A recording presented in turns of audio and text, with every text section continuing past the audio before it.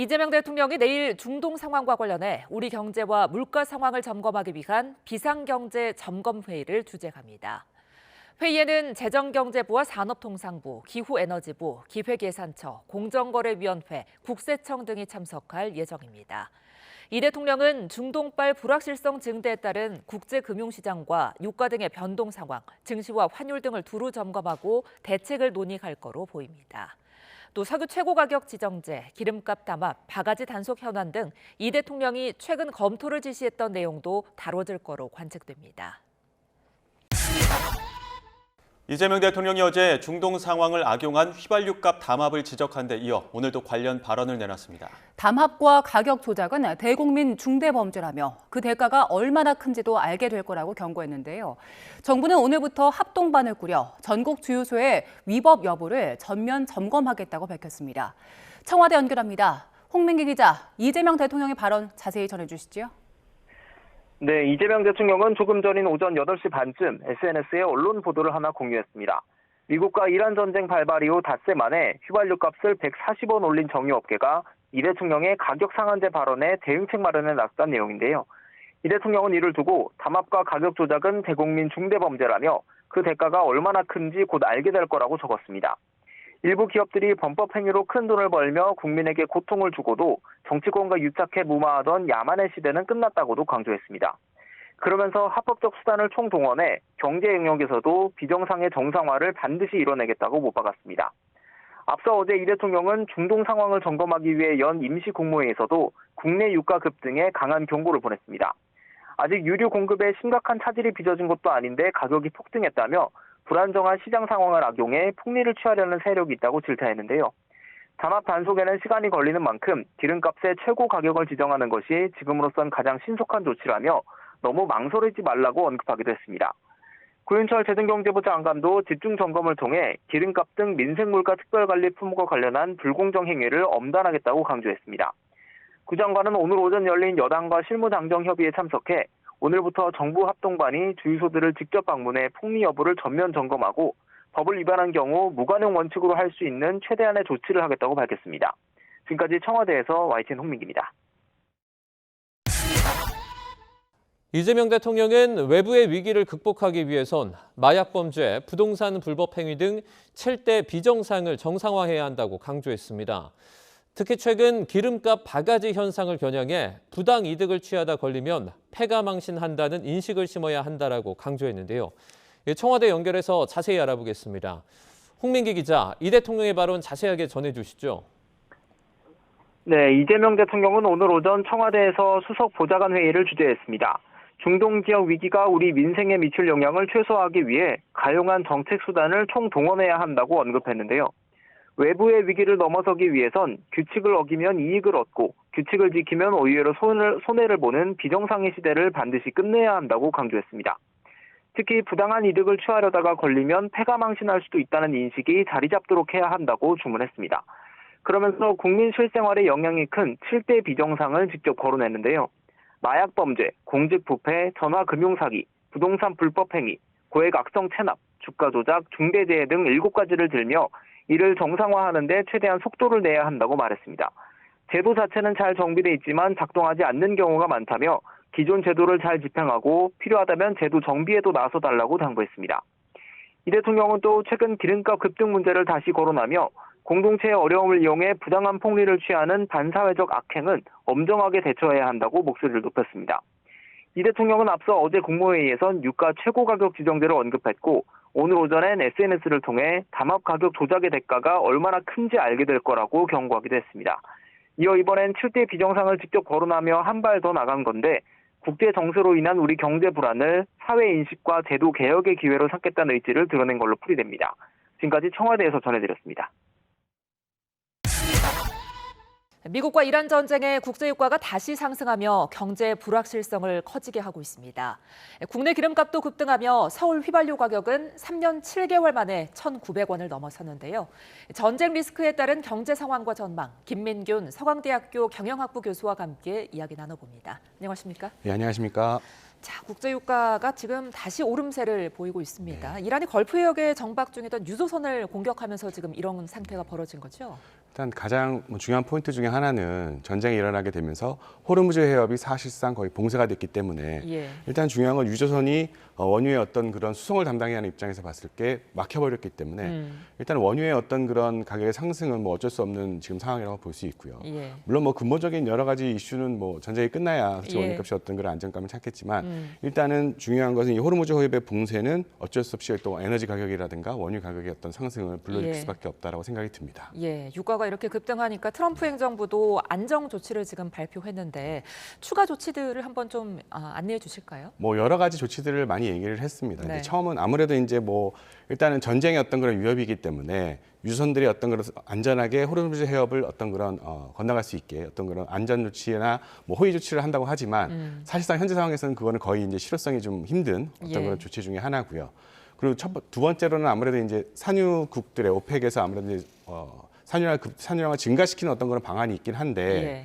물론 그 방향도 괜찮긴 하겠지만 일단 제일 중요한 것은 생산된 원유가 호르무즈 해협 중동에서 나올 수 없다는 어떤 그런 조건들이 있기 때문에 생산량이 증가한다 하더라도 그 부분도 조금 이제 임팩트는 좀 크지는 않을 거라고 봅니다. 예. 그래서 뭐 세 번째로는 뭐 우리가 갖고 있는 이제 비축량 아무래도 산업 비축량을 이제 푸는 어떤 그런 부분도 있긴 한데 우리나라도 그렇고 뭐 미국도 그렇고 어느 정도 원유의 비축량은 있긴 하지만 예. 지금 현재 상황에서 이게 지금 전쟁이 언제까지 진행이 될지 단기전이 될지 장기전이 될지 예상할 수가 없는 상황이기 때문에 예. 뭐 정부나 미국 입장에서 봤을 경우에도 이게 쉽사리 비축량을 활발하게 어떤 그런 풀 수 있는 어떤 그런 여건은 그렇게 되지는 않습니다. 그래서 여러모로 어떻게 보게 되면 지금 상황에서는 물론 뭐 가장 근본적인 어떤 그런 해결 방안은 전쟁이 끝나는 거겠지만 예. 원유 가격의 어떤 그런 인상은 좀 피할 수 없는 어떤 부분이라고 좀 생각이 되는 것이죠.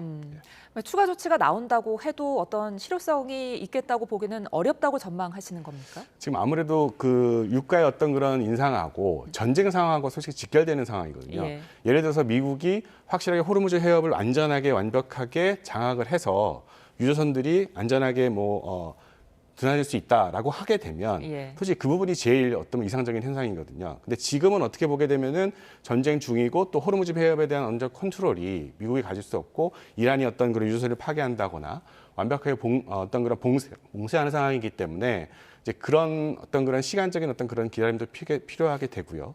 아니면 또 이제 우회로로 솔직히 갈 수는 있습니다. 뭐 홍해 예. 쪽이라든가 어떤 그런 우회로로 갈 수 있긴 한데 그 부분은 아무래도 이제 비용적인 어떤 그런 부담들이 좀 만들게 되는 것이죠. 예. 자, 그런데 지금 국제 유가보다 더 빠르게 우리나라 휘발유 경유값이 오르고 있거든요. 이 이유는 뭐라고 봐야 될까요? 이 원유값이 어떤 거 중독에서 이상이 생기게 되면 예. 뭐 아무래도 이제 인상분은 굉장히 빠르게 반영이 되고 예. 인하분은 굉장히 늦게 반영이 되는 어떤 그런 현상들이 있습니다. 근데 우리나라의 어떤 그런 원유에 대한 인상분은 당연히 있겠지만 또 중요한 부분 중에 하나는 이제 환율입니다. 그러니까 환율도 같이 오르다 보니까 이 원유에 대한 어떤 그 수입 어떤 원유 가격 자체 인상이 되고 반영이 되면서 환율에 대한 어떤 그런 부담도 이제 증가가 되다 보니까 예. 그런 면에서 어떤 그런 인상에 대한 압박은 솔직히 굉장히 부담이 되는 상황이죠. 예. 자, 그런데 뭐 여러 압박 요인이 있다고 해도 그래도 너무 오르는 속도가 지금 빠르거든요. 1,800원, 1,900원 뭐 날이 갈수록 너무 천정부진데 어디까지 오를까요? 뭐 일단 국제 원유값이 지금 어떻게 보게 되면은 안정이 되지 물론 안정이 좀 되긴 하고 있긴 하겠지만 아무래도 상승 요인들이 좀 있기 때문에 어느 정도의 오름은 뭐 어떻게 저희가 피할 수 없다고 생각이 들고요. 예. 대신 이제 정부에서도 뭐 여러 가지로 대책면으로 뭐 감사라든가 여러 가지 가격 정책에 대한 어떤 그런 부분들이 있긴 한데 예. 그런 면에서 일단 휘발유 같은 경우에는 솔직히 어떤 그런 공급의 어떤 그런 이슈가 있긴 하겠지만 수요의 조정은 솔직히 일어납니다. 왜냐하면 휘발유 값이 오르게 되면 솔직히 뭐 다른 어떤 그런 뭐 자동차를 운전하는 분들이 예. 지하철이라든가 버스를 대중교통을 이용하는 어떤 그런 횟수가 높아지게 되고 어떤 그런 수요에 좀 저하가 이루어지기 때문에 어느 정도의 이제 컨트롤이 되긴 하지만 경유 같은 경우에는 어떤 그런 컨테이너라든가 어떤 영업 쪽에 굉장히 이제 좀 수요가 많기 때문에 컨트롤이 예. 좀 힘들기 때문에 이제 그런 부분에 대한 어떤 그런 지원은 조금 힘들긴 하죠. 정부가 이제 기름값을 잡기 위해서 기름값 최고가 지정까지 검토하고 있다는데 네. 이걸 도입하게 되면은 효과가 좀 있을까요? 일단 단기적인 효과는 저는 있다고 봅니다. 예. 일단은 가격이 계속 지금 상승하게 되고 아까 말씀드렸다시피 뭐 주유소도 그렇고 정유회사도 그렇고 이건 인상 요인이다라고 생각을 해서 계속 어떤 그런 오름을 어떤 그런 상한선을 일단 제시하게 되는 이제 그런 어떤 효과는 있긴 하지만 장기적으로 봤을 경우에 어떻게 보게 되면은 어느 정도의 좀 뭐 시장 효과의 어떤 그런 시장 상황의 어떤 그런 왜곡이라든가 이제 그런 부분들은 솔직히 부작용이 좀 있긴 하지만 단기적으로는 충분히 효력이 있고요. 그리고 계속 주기적으로 또 정기적으로 어떻게 보게 되면은 뭐 그런 어떤 담합 요인이라든가 정부가 좀 컨트롤을 좀 하게 된다면 예. 어느 정도의 어떤 그런 인상 요인은 최대한 억제할 수 있지 않을까라고 생각이 듭니다. 지금 이제 유가 상승이 우려가 되는 게 아무래도 이제 이에 따른 물가까지 오를까 봐 이 부분인데 어떻게 네. 전망하세요? 아무래도 이제 물가에 대한 인상분, 물류비라든가 예. 또 우리 뭐 석유화 어떤 그런 제품이라든가 또 보통 이제 우리가 보통 물가를 오르게 되면 대부분의 경우에는 뭐 농산물 같은 경우에는 비축해 놓은 어떤 정부 입장에서 봤을 경우에 물량을 풀어서 어떤 그런 물가 안정을 치우게 되는데 뭐 원유의 경우에는 좀 비중 어떤 그런 특수한 경우이기도 하고요. 아까 말씀드렸다시피 환율 이슈도 있고요. 그러니까 수입해서 어떻게 보면 어떤 물가 안정을 노릴 수 있는 어떤 그런 부분들이 예. 제한적이기 때문에 어떤 그런 물가에 관련해서는 뭐 여러 가지로 이제 어려움들이 솔직히 존재하고 있습니다. 예. 네.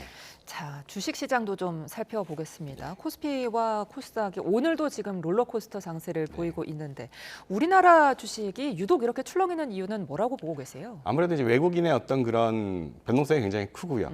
그리고 또 그동안 또 많이 올랐고요. 예. 또 어떤 그런 외국인의 어떤 그런 손익 실현도 물론 있긴 해서 뭐 여러 가지로 조금 더 우리나라 입장에서 봤을 경우에는 변동성이 훨씬 더 크다고 생각이 듭니다. 물론 뭐 예. 지금 현재 상황에서의 불확실성은 굉장히 높은 편이고요. 근데 이제 과거의 어떤 그런 중동 사태의 어떤 그런 사례를 보시게 되면 대부분의 경우에는 우리가 흔히 얘기하는 이제 V자라는 표현을 굉장히 많이 씁니다. 예. 물론 당연히 하락 요인도 있고 변동성도 크긴 하지만 솔직히 우리나라의 지금 경제 상황의 어떤 그런 펀더멘탈을 보시면 아시겠지만 중동 사태 이전과 이후에 크게 뭐 변한 것은 없습니다. 단지 뭐 원유라든가 어떤 그런 사태에 인해 생겨서 예. 변동성이 굉장히 커졌다는 부분들이 아직도 존재하기 때문에 예. 근데 대신 중요한 면은 이런 변동성이 컸을 때 어떤 그런 투자자 입장에서 봤을 경우에 얼마나 원칙을 가지고 투자를 하시냐. 그리고 또 한 가지는 뭐 잘 아시다시피 투자는 이제 개인의 어떤 그런 책임이긴 하지만 예. 여러 가지로 어떤 그런 관망이라든가 어떤 조심이라든가 원칙이라든가 또 B2 이슈도 굉장히 많이 있기 때문에 예. 그런 면에서는 아무래도 조금 더 주의 깊게 좀 잘 보시고 결정을 하셔야 되는 면들이 있습니다. 예. 자, 지금 전쟁 리스크 때문에 가뜩이나 어려운 상황입니다만 우리 국내 증시 전망을 좀 해볼까요? 네, 아까 제가 말씀드렸다시피 예. 이제 뭐 펀더멘탈은 솔직히 변함은 없고요. 단지 예. 이제 중요한 것은 뭐 여러 가지 외부 상황에 있어서 이제 있긴 한데 뭐 많은 분들이 이제 얘기하시기를 저가 매수의 기회다라고 많이 말씀하시는 분들이 많이 있어요. 네. 그러니까 뭐 역사적으로 봤을 경우에도 우리의 어떤 그런 상승, 그러니까 뭐 반도체도 그렇고 뭐 특히 요새 이제 뭐 전쟁 중이긴 하지만 방산도 솔직히 굉장히 많은 어떤 그런 전쟁 이슈로 인해서 긍정적인 어떤 그런 영향을 많이 받고 있고요. 예. 그러니까 여러 가지 산업적으로 봤을 경우에도 그렇고 경제적으로 봤을 경우에도 그렇고 우리가 흔히 얘기하는 이제 상으로 이제 위로 올라가는 어떤 그런 트렌드에 대한 어떤 그런 부분들은 솔직히 큰 변화는 없다고 생각이 듭니다. 네. 자, 끝으로 미국 관세 부분도 좀 짚어보겠습니다. 미국 내 24개 주가 지금 트럼프 미국 대통령이 새로 내놓은 이제 대체 관세 위법성을 주장하면서 소송을 제기했는데 이 부분이 트럼프의 관세 정책에 어떤 영향을 미칠까요? 뭐 여러 가지로 이제 법원 판결은 물론 당연히 여러 가지로 이제 이슈가 반대라는 어떤 그런 이슈가 나오긴 했지만 뭐 트럼프의 어떤 그런 관세 정책은 어떤 본인의 어떤 그런 경제 정책의 기조 정책이기 때문에 포기하지는 않을 거라고 생각이 듭니다. 예. 그래서 변화는 크게 없다고 생각이 드는데 이제 중요한 거는 그 소송에서 뭐 기업도 그렇고 어떤 그런 돌려받을 수 있느냐, 이제 그거는 조금 많이 이슈가 됩니다. 지금 현재 뭐 코스코라든가 로레알은 현재 관세 관련해서 환급 관련해서 소송을 진행 중이고요. 이제 그러다 보니까 과연 이제 얼마나 이제 시간이 걸려서 그런 환급을 받을 수 있느냐. 이제 그런 부분들은 좀 장기적으로 좀 보고 판단할 필요는 있습니다. 그렇다면 트럼프 행정부의 잇따른 관세 압박이 향후 우리 경제라든가 주식 시장에 미칠 영향은 어떻게 전망하세요? 저희가 지금 아무래도 이제 뭐 반도체라든가 뭐 여러 가지 투자 계획은 이미 발표가 됐고요. 예. 그래서 기존의 어떤 그런 정책하고는 제가 봤을 경우는 큰 변화는 없을 거라고 봅니다. 단지 이제 차이가 있다면 어떤 그런 미국 내의 어떤 그런 투자 관련해서는 최대한 기업이든 우리나라 정부든 최대한 어떤 그런 혜택을 끌어낼 수 있는 뭐 세제 혜택이라든가 여러 가지 이제 그런 보조금이라든가 이제 그런 부분들을 최대한 끌어낼 수 있어서 우리의 이익을 좀 챙겨가는 부분들이 굉장히 중요하고요. 예. 그리고 뭐 여러 가지 어떤 그런 다른 뭐 자동화라든가 아니면 뭐 반도체 어떤 그런 수출 다변화라든가 아니면 뭐 중국과의 어떤 그런 관계라든가 무역 관계라든가 그런 부분에 대해서 조금 더 심혈을 기울여서 협상력을 강화하게 되면 아무래도 이제 기존의 어떤 그런 부분을 우리가 진행하겠던 부분이기 때문에 전쟁이 끝나고 난 후에도 계속 잘 어떻게 보게 되면은 관세 정책을 잘 이겨낼 수 있을 거라고 봅니다. 알겠습니다. 오늘 말씀 여기까지 듣겠습니다. 지금까지 김민균 서강대학교 경영학부 교수와 함께했습니다. 고맙습니다. 감사합니다.